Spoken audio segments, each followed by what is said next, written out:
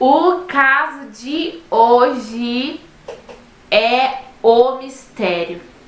Sério, o caso de hoje é um dos mais misteriosos que eu já falei no canal e um dos mais misteriosos de todos que eu sei. Então, por via das dúvidas, já deixa o seu like bem no começo do vídeo para alcançar mais pessoas. Se inscreve no canal aqui embaixo e ativa o sininho para vocês não perderem os próximos episódios de especial de Halloween. Se você também não me segue nas redes sociais, eu vou deixar aqui embaixo na tela para vocês e na descrição, tá bom? Eu convido também vocês a visitarem a minha loja de roupas, de cosméticos, talvez tenha alguma coisa que vocês precisam lá. E eu vou enviar com todo o amor do mundo pra vocês. Então, sem mais delongas, vamos para o caso de hoje.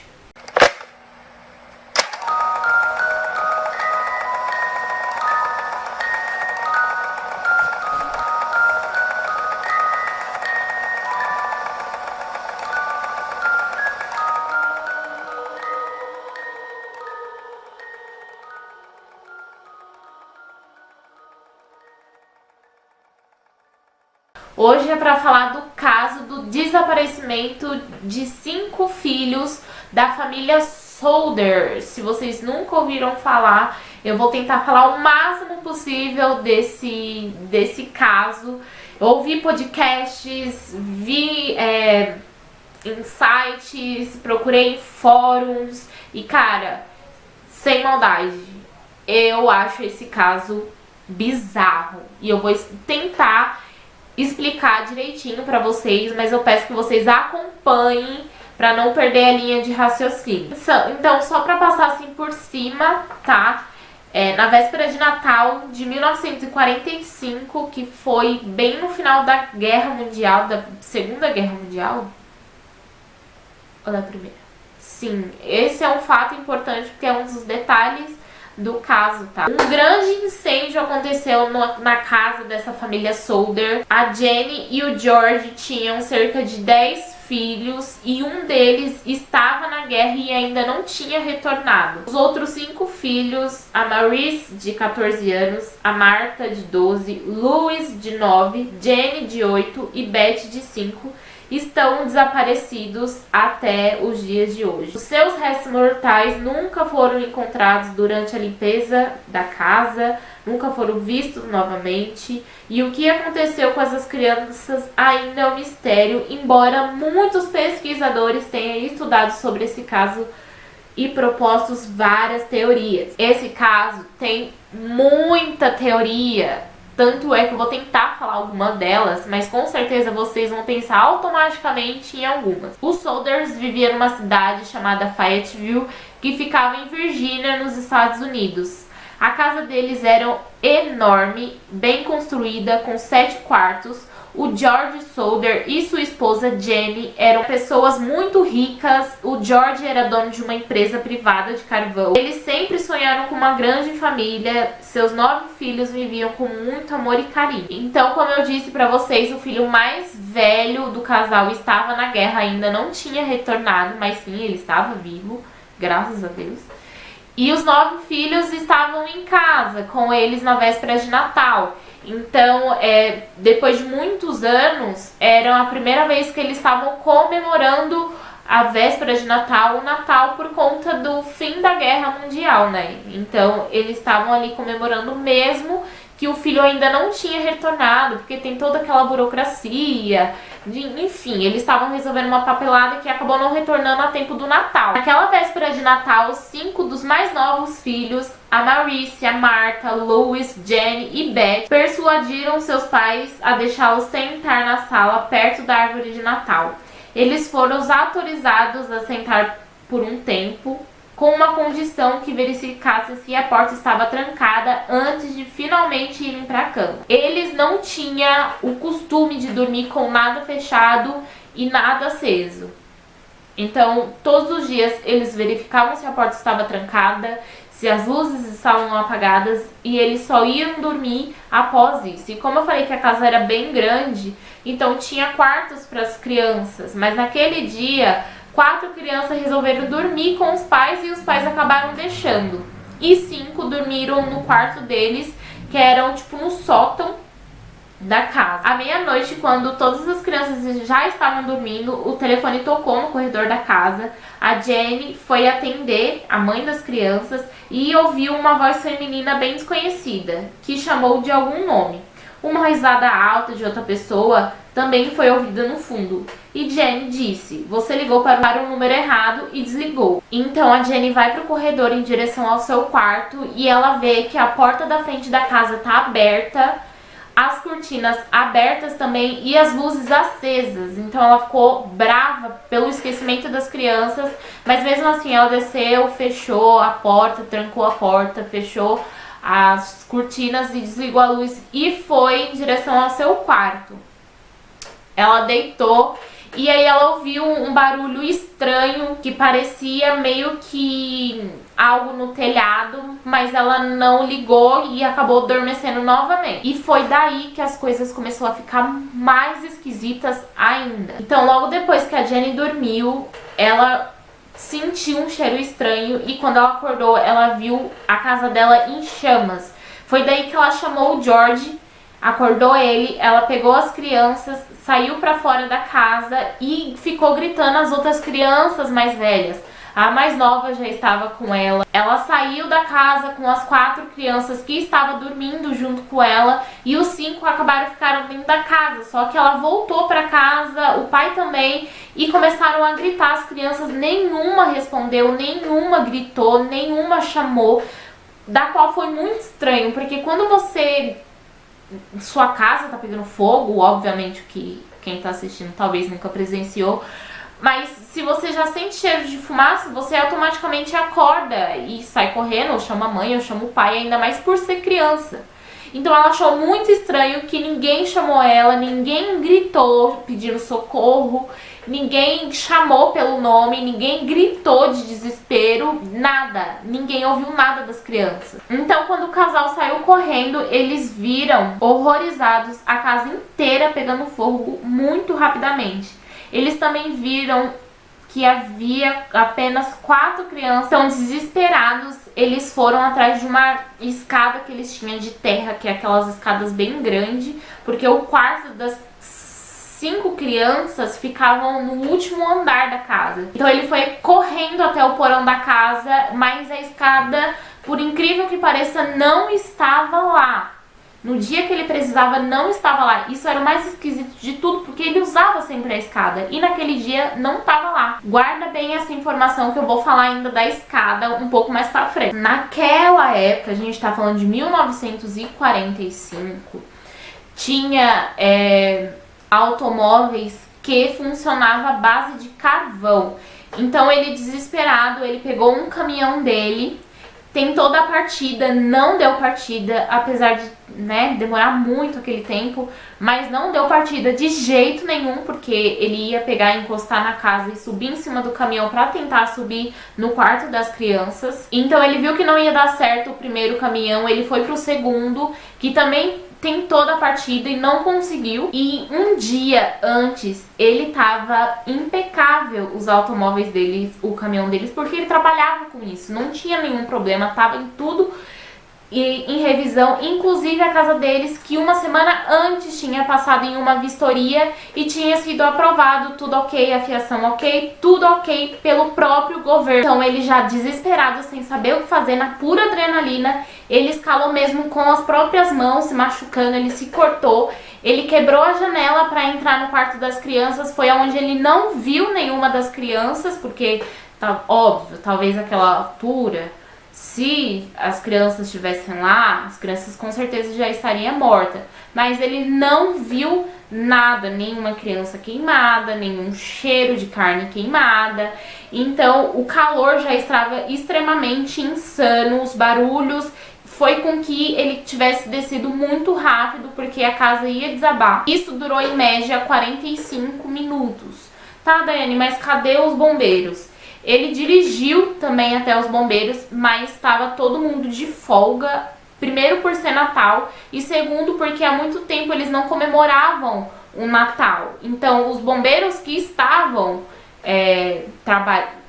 contratados, eles estavam comemorando com a família, porque depois de terminar a guerra, era o primeiro dia comemorativo entre família. Então, o que tinha na base do bombeiro era gente voluntária, que acabou indo até a casa. Mas, infelizmente, não tinha mais o que fazer, porque a casa já estava em cinzas. Completamente cinzas, não tinha absolutamente nada. A casa estava no chão de verdade. Óbvio que antes ele tentou ligar pro bombeiro, só que não deu nenhuma chamada, estava fora de conexão, os fios estavam cortados ou danificados pelo fogo. Eu tô contando essa história, mas parece que ela foi assim super rápida, mas ela não foi super rápida, pra vocês verem o tamanho do desespero dos pais. Então, os Solders foi até os vizinhos, que não era perto, né, porque antigamente era tudo longe, como era uma região montanhosa, eles foram até os seus vizinhos, o seu vizinho foi até o corpo de bombeiro, que era 4 quilômetros da casa deles. Os bombeiros só foram aparecer na casa cerca de 8 horas depois do ocorrido. E a casa pegou fogo em 45 minutos. Então não adiantava a presença dos bombeiros lá, porque já tinha acabado o fogo 8 horas depois. Então, logo que depois que os bombeiros chegaram, os pais, a família Solder, né, a Jenny e o George, começaram a vasculhar as cinzas da casa para ver se encontravam os corpos carbonizados ou a carga dentária dos seus filhos, mas eles não encontraram nada, absolutamente nada. Eles não encontraram a carga dentária. E vocês devem saber, porque é uma coisa óbvia, que em 45 minutos você não consegue carbonizar um corpo inteiro, fazer ele em cinzas em 45 minutos. Para uma pessoa ser inteiramente cremada, ela precisa estar numa temperatura altíssima por, eu acho que, se eu não me engano, por 1 hora. E em 45 minutos era impossível cremar uma pessoa. Ainda mais 5. Não tinha como, não tem essa possibilidade. Isso não é o que eu estou pensando, isso é cientificamente provado. Não tem como uma pessoa ser cremada numa temperatura da que foi queimada a casa e o tempo que foi queimado. Não tinha como, não bate as informações. E outra coisa, ainda tinha alguns móveis dos quartos das crianças não intactos, mas também não estavam totalmente queimados. Então, por que alguns móveis estariam intactos e o corpo das crianças não? Estranho. Por mais que as crianças fossem queimadas, carbonizadas, a carga dentária ainda estaria completa. Então, daria para identificar as crianças, por mais desfiguradas que elas tivessem, pela carga dentária. A partir daí, começou a ficar muito estranho.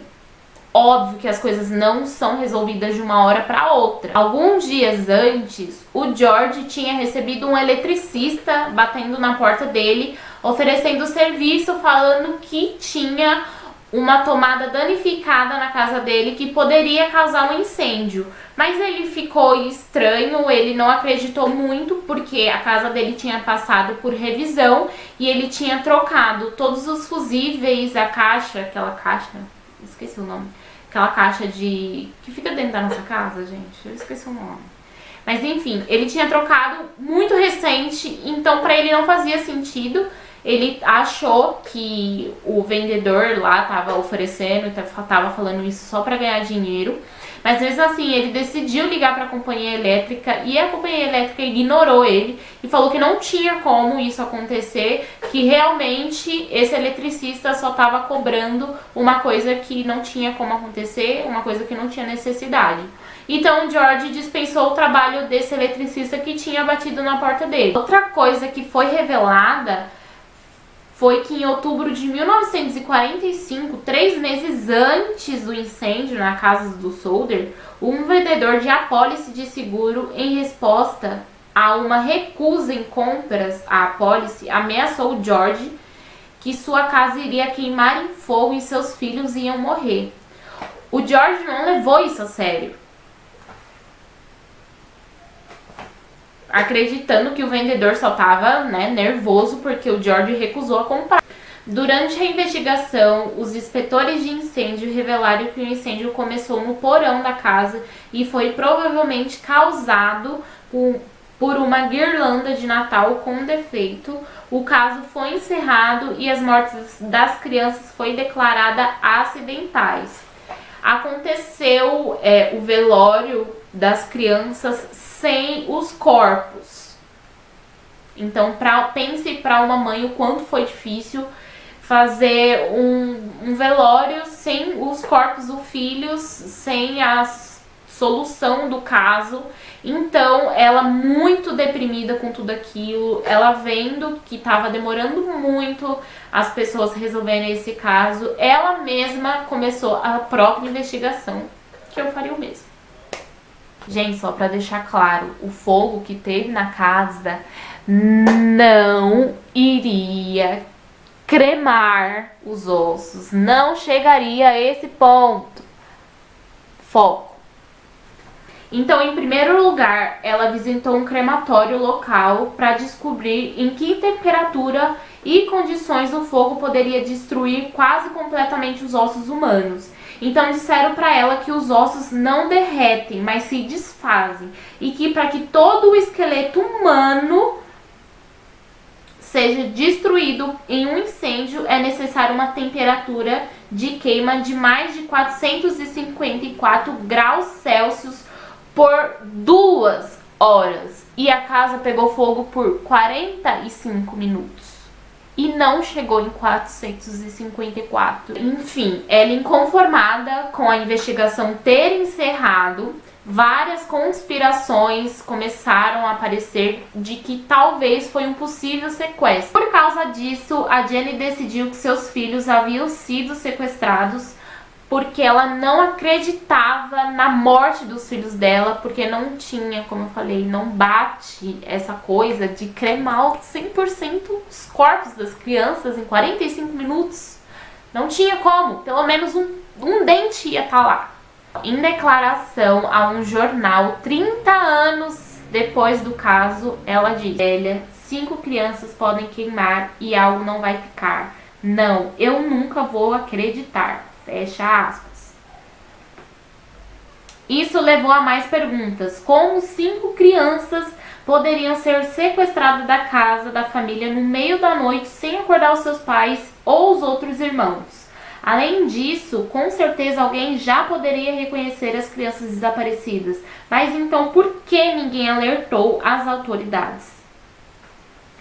Até a própria Jenny, a própria mãe das crianças, foi acusada, foi uma das suspeitas do caso, porque meses antes o Solders tinha feito um seguro de 75 mil reais para as crianças que foram desaparecidas. Só que foi provado que eles não receberam nenhum seguro e quando ofereceram o seguro, eles recusaram, o que deixou o vendedor puto da vida. Agora tente-se a um negócio que eu falei pra vocês prestarem atenção. A escada. Depois, a investigação descobriu onde estava a escada. A escada estava distante da casa, jogada em uma vala. Ela tinha sido furtada e jogada em uma vala. Assim, pra mim, se fosse um sequestro, esse sequestro não seria um sequestro normal. Não é aqueles desaparecimentos que, tipo assim, fulano sequestrou, viu imagens, tem imagens dele aqui, prova dele aqui, mas nunca mais viu. Fulano sequestrou, deixou uma carta e nunca mais foi visto. Fulano foi sequestrado, pediram resgate. Não. Esse sequestro foi absurdo pra época. Sequestro, porque a gente não sabe o que aconteceu. E daí as coisas só vai piorando, só vai ficando mais estranho ainda esse caso. Gente, é pra assistir até o final, pelo amor de Deus, hein? Foi ouvidos boatos que as crianças foram vistas em um hotel. Talvez sim, né? Já que a gente não encontrou nenhum corpo, não encontraram carga dentária, não encontraram nenhum osso, absolutamente nada, nem cheiro de carne queimada, porque vocês sabem que carne bovina se a gente queimar, a gente já sente aquele cheiro, imagine de carne humana. Gente, eu que já fiz medicina legal, eu já senti, já vi. E olha que o corpo nem tava naquele estado. Ele tava em um estado irreconhecível? Estava. Mas o cheiro é insuportável. O cheiro de carne humana queimada, gente, é insuportável. Já dá até um negócio aqui, ó. Beleza.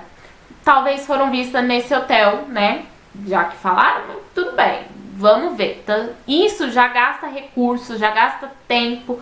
Começaram a receber diversas pistas falsas. E isso vai gastando tempo e recurso do governo, gente. E os policiais já estavam começando a ficar bravos, porque eles estavam gastando muito tempo e recurso. E na tentativa de encontrar as crianças supostamente sequestradas, a Jenny e o George pagaram por um outdoor gigante que dizia: qual foi o destino das nossas crianças sequestradas, mortas ou queimadas. Eles também ofereceram uma recompensa de $5.000 por qualquer informação útil e espalharam posters. Por conta desse outdoor, começaram a receber mais ainda detalhes, denúncias, qualquer pistas. A polícia lotou de informação.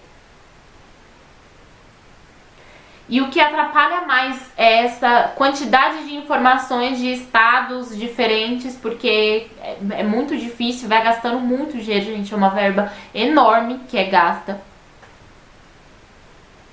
Teve uma testemunha que afirmou que trabalhava em um hotel